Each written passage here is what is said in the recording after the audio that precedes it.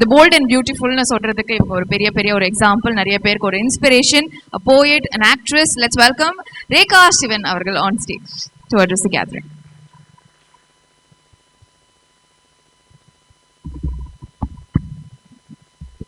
ஆற்றுப்படுகையில் நாற்றின் நடுவினில் நேற்று கிடந்திருந்தேன்.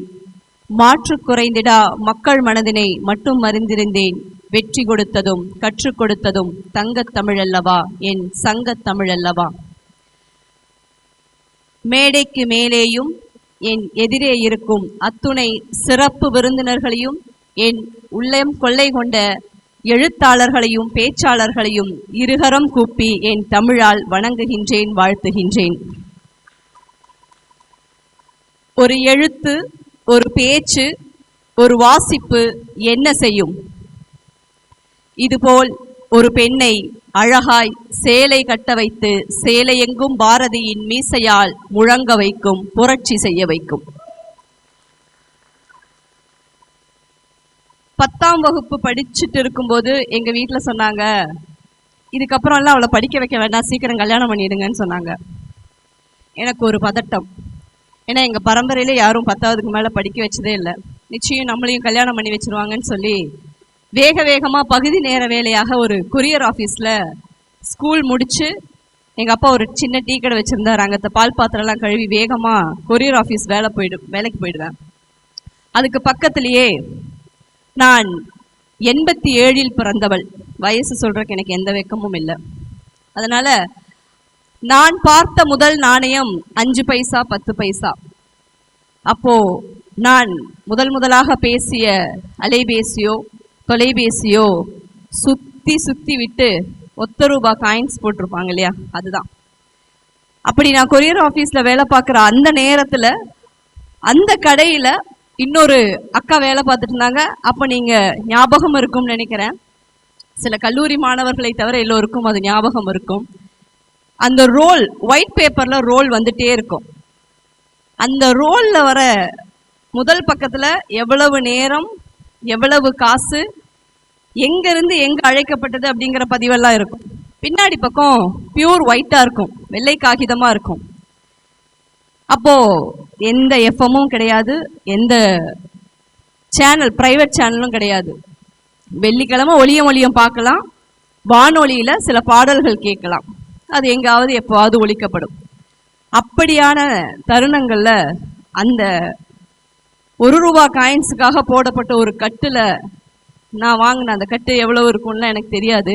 அந்த அக்கா கிட்ட கேட்டு வாங்கி இந்த கொரியர் ஆஃபீஸ்ல இருக்கும் பொழுதெல்லாம் எங்கள் அம்மா திட்டினது, எங்கள் அப்பா திட்டினது, எங்கள் சித்தி எங்கள் வீட்டுக்கு வந்து குறை சொல்கிறது, ஸ்கூலில் தமிழ் டீச்சர்கிட்ட அடி வாங்கிட்டு வர்றது, இது எல்லாமே கவிதையாகவே மாற்றம் செய்யப்பட்டது அப்படின்னு நான் உணர்ந்துக்கிட்டேன்.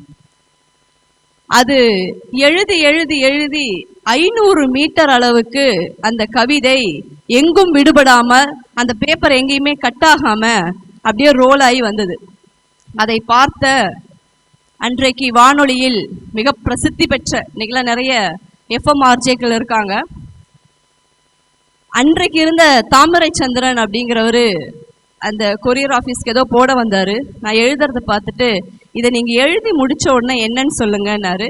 அப்படியே ஒரு கொஞ்ச நாள்ல அவர் வந்தார். அதை வாங்கிட்டு போய் முதல் முறையாக எனக்கு தினத்தந்தியும் வானொலியும் சேர்ந்து இளம் சாதனையாளர் என்கின்ற விருது முதலில் தமிழகத்தில் எனக்கு கிடைத்தது. நான் பிறப்பால் மலையாளி, என் அப்பா படித்ததும் எழுதியதும் பேசியதும் மலையாளம். என் அம்மாவுக்கும் என் அப்பாவிற்கும் நான் முழங்கும் எந்த தமிழுக்கும் மீண்டும் நான் அங்கே சென்று மொழிபெயர்க்க வேண்டும். அந்த சூழ்நிலையில் என் விருதுகளை கூட, என்னை கொண்டாடும் வார்த்தைகளை கூட ஒரு மொழியாக, வேற்று மொழியாக நான் பரிணாமப்பட்டு வந்தது வாசிப்பால் மட்டும்தான். வாசிப்பு இல்லை என்றால் எங்க அப்பாவினுடைய பொருளாதார சிக்கல்களில் அவர் படித்து கொண்டிருப்பார். எங்க அம்மா சொல்லுவாங்க, அவர் புக்கு படிச்சுட்டு இருக்காரு, இப்ப பக்கத்துல போனா எல்லாருக்கும் அடி விழும், பேசாம போயிடுன்னு. அன்றைக்கு வாங்கி சாப்பிட வேண்டும் என்று நினைத்த ஒரு ஐஸ்கிரீம் மறந்து போனது. அன்றைக்கு சண்டை போட வேண்டும் என்று நினைத்து கொண்டிருந்த எங்க அம்மாவின் சண்டை நின்று போனது. அதனால் எங்கள் குடும்பம் வேறு திசை நோக்கி, எங்க அம்மா படிக்க ஆரம்பிச்சாங்க, எங்க அப்பா படிக்க ஆரம்பிச்சாங்க. அப்படியே இந்த பக்கம் வந்துடுறேன். என்னுடைய மகள் இப்பொழுது 12ஆம் வகுப்பு முடித்து விட்டாள். நானும் என் மகளும் நிறைய காடுகளில் பயணிப்போம், ட்ரக்கிங் போவோம், விமானங்களில் நிறைய பயணிப்போம். நிறைய நூல்களை படிச்சு தான் எனக்கு இந்த பக்குவமும் இந்த அறிவும், சில நேரங்களில் படிப்பாளர்களையும் வாசிப்பாளர்களையும் ஏன் பேச்சாளர்களை கூட பைத்தியமா பார்க்க முடியும். அவங்க எதை பார்த்தாலும் எடுத்து படிப்பாங்க, எவன் சொல்றதும் காதுல வாங்கிக்க மாட்டாங்க. நீ பாட்டுக்கு சொல்லிக்கிட்டே இரு, நான் பாட்டுக்கு படிச்சுக்கிட்டே இருப்பேன். இந்த மாதிரியான மனிதர்கள் எல்லாம் பார்க்கலாம். ஏன் தெரியுமா? அதற்குத்தான் ஆழமான மிக தீவிரமான வாசிப்பு அப்படின்னு சொல்லுவாங்க. என்கிட்ட வந்து ஜெகதீஷ் வந்து என்கிட்ட வந்து பார்க்கும்போது கூட சொன்னாரு, நான் காலையில 8 மணிக்கு டிஃபன் சாப்பிட்டுட்டு உட்காந்துருவோம் மேடம், 3 மணி 4 மணி 5 மணி கூட எனக்கு ஆக தெரியாது, புத்தகங்களை வாசிச்சுக்கிட்டே இருப்பேன். அப்போ நான் சொன்னேன், அதனால தான் ஒரு மேபி நீங்கள் வந்து இவ்வளோ ஃபேட்டான, ஏன்னா அவருடைய உடம்புல இருக்கிற பல ஹார்மோன்ஸுமே வந்து எப்போ விட்டுட்டு உன்னை போகலாங்கிற கேள்விக்குறியான ஒரு உடல் உபாதைகளுக்குள்ள இருக்கும்போது நான் அதை நினைச்சேன்.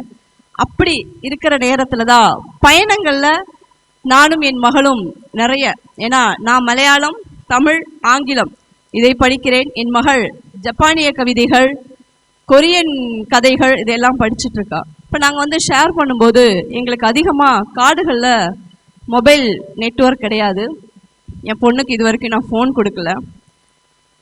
எங்களுடைய மெத்தையில், தலையணைக்கு அடியில், சமையல் அறையில், இன்னும் சொல்ல போனால் என்னுடைய சமையல் அறையில் கடுகு டப்பாவின் மீது எப்போதும் ஒரு புத்தகம் இருக்கும். ஏதாவது ஒரு கொதிக்கிற நேரம், ஒரு அவசர நேரங்களில் எடுத்து படிப்பது அதுவாகத்தான் இருக்கும். புத்தகம் வாசிப்பதால் மட்டுமே எனக்கு திமிர் கொஞ்சம் அதிகமானது.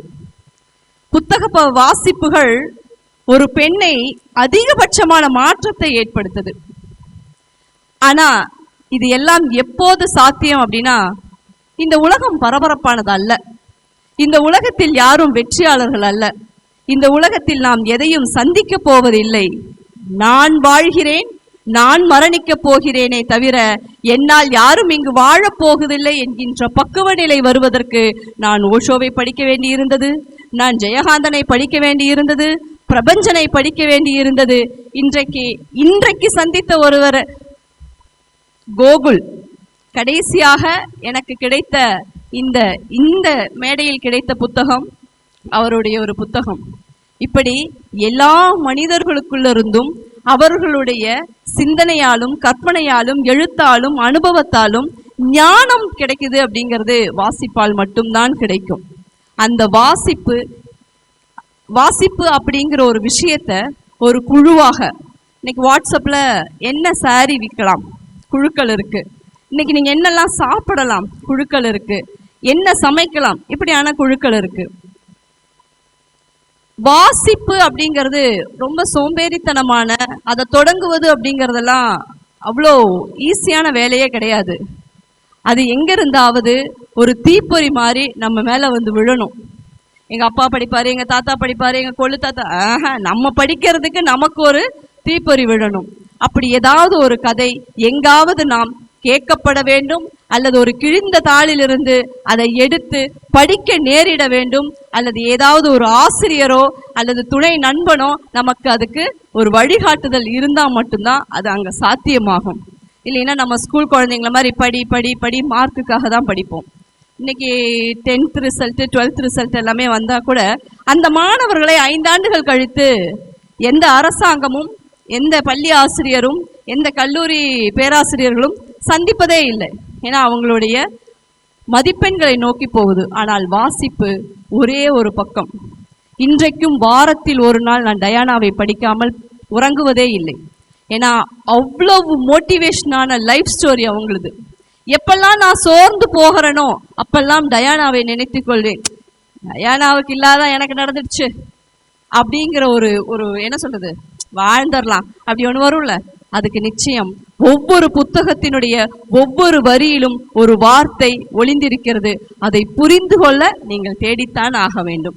அப்படிப்பட்ட வாசிப்பு தான் ரொம்ப அழகா இவ்வளோ பெரிய குழுக்களை கொண்டு வந்து சேர்த்திருக்கு. ஆனா இங்க என்னை எல்லோரும் அறியப்படுவது நடிகையாக. நான் மொத்தமே ஒரு 15 படம் தான் நடிச்சிருப்பேன். 17 சீரியல், அவ்வளோதான் நடிகைக்கான அவதாரம். ஆனால் நான் கிட்டத்தட்ட 4800 மேடைகளில் என்னுடைய கவிதைகளை பேசியிருக்கிறேன், வடித்திருக்கிறேன், எழுதியிருக்கிறேன். கலைஞர் அவர்களால் என்னால் தமிழ் படிக்க முடிந்தது. அவர் சொன்ன தமிழ் இலக்கியங்கள். நான் படித்தது BLit Tamil, MA Tamil, MPhil Tamil, PhD Tamil எல்லாம் முடிச்சுட்டு, ஐயா படித்து முடிச்சிட்டேன். என்னம்மா படித்த அப்படின்னாரு. ஐயா தமிழில் பிஹெச்டி முடிச்சிட்டேங்க ஐயா. தொல்காப்பியம் தெரியுமா, சிலப்பதிகாரம் தெரியுமான்னு கேட்டார். ஐயா அதெல்லாம் படிச்சுட்டு திரும்பி வரேன்னு. திரும்பி 2016 அவருடைய மரண காலங்களுக்கு ஓராண்டுகளுக்கு முன் சந்தித்து, நீங்கள் சொன்னதெல்லாம் இப்போ கேட்கலாம் என்று ஒரு பள்ளியின் ஆசிரியராகவும் தமிழ் படித்த மாணவியாகவும் அவரால் தமிழ் படித்த உங்களுடைய வளர்ப்பு மகளாகவும் நான் அவரை சந்தித்தேன். அதுதான் வாசிப்பு. ஏன்னா கேரளாவில் பிறந்த எனக்கு கலைஞரை தெரியாது, அப்துல் கலாமை தெரியாது, ஏன் சோமவல்லியப்பன் சாரெல்லாம் நான் எவ்வளவு தூரம் விரும்பி விரும்பி படிச்சிருக்கேன்னா அவரை நேரில் பார்த்ததுக்கு அப்புறம் தான் அவர் தான் இவர். ஏன்னா அவரை நிறைய போட்டோஸ்ல பார்த்துருக்கோம், அவருடைய கதைகளை படிச்சிருக்கோம். ஆனா இவர்கள் இருவரும் ஒன்றென புரிந்து அந்த ஒரு பூரிப்பு இருக்கும் இல்லைங்களா, வாசிப்புல மட்டும்தான் கிடைக்கும். அந்த வாசிப்பு அனுபவம் அப்துல் கலாம் ஐயாவினுடைய எழுத்துக்களையோ பேச்சுக்களையோ வாசிப்புகளையோ ஒருவன் படித்திருந்தால்தான் அவர்களை பார்த்து பூரிப்படைய முடியும். ஆனால் இன்றைக்கு நம்முடைய இளைஞர்கள், கல்லூரி மாணவர்கள் பள்ளியில் அஜித் ஃபேனாவும் விஜய் ஃபேனாவும் இருக்காங்க. அது பயனே கிடையாது. அது ஒரு நாளும் உங்கள் உணர்வுகளை புரிந்து கொள்ளாது. உணவு உண்பதற்கு ஒரு உணர்வு, உடை உடுப்பும் போது ஒரு உணர்வு எப்படி இருக்கிறதோ அதைவிட தீவிரமான காதல் உணர்வு வாசிப்பால் மட்டும்தான் கிடைக்கும். அந்த வாசிப்பு இருக்கு இல்லைங்களா, காதலனின், நான் பெண்ணாக இருப்பதால் இப்படி சொல்கின்றேன், காதலனின் உள்ளங்கையில் காதலி இருக்க பிடித்து கொண்டு சிறுநேரம் சாய்ந்து கொள்ளவா என்று கேட்பதை விட சுகமானது வாசிப்பில் மூழ்கி கிடப்பது. அப்படியாக போன வாரம்தான் குடிப்பதை நிறுத்தினேன், நேற்றுதான் புகைப்பதை நிறுத்தினேன், இன்றிலிருந்து அனைத்தையும் நிறுத்திவிடலாம் என்றிருக்கின்றேன். இன்று நீ வேற வழிய வந்து என்னை காதலிப்பதாய் சொல்கின்றாய். ஏன்னா மீண்டும் நம்மளை பைத்தியக்காரனாக்குள்ள ஒரு காதல் நிச்சயம் வாசிப்பும் மீண்டும் மீண்டும் உங்களை பைத்தியமாக்கும், உங்களை ஞானியாக்கும், ஞான நிலையில் எட்ட வைக்கும். உலகத்தில் நடக்கும் எந்த அசம்பாவிதங்களும் உங்களை பாதிக்காமல் செய்யும்.